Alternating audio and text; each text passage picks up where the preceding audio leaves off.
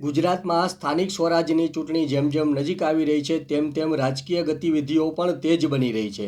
વિસાવદરની પેટાચૂંટણીમાં ગોપાલ ઇટાલિયાની ભવ્ય જીત બાદ એક વિશ્વાસ મજબૂત બન્યો અને આમ આદમી પાર્ટી સૌરાષ્ટ્રથી શરૂ કરી ગુજરાતમાં આક્રમક રીતે લડાયક મૂડમાં આવી ગઈ છે. આ ઉપરાંત ગુજરાત જોડો યાત્રા કરી સંગઠન મજબૂત બનાવવા મેદાને ઉતરી ગઈ છે અને તેમાં પણ સૌરાષ્ટ્ર પર ફોકસ કરવામાં આવી રહ્યું છે. ગોપાલ ઇટાલિયા સૌરાષ્ટ્રમાં જે રીતે લડાયક મૂડમાં આવી સરકારો વિરુદ્ધ ભાષણો કરી સભા ગજવી રહ્યા છે, તેમાં સભાની અંદર એક બાદ એક સભામાં ઉત્તરોત્તર જનસંખ્યામાં પણ વધારો જોવા મળી રહ્યો છે.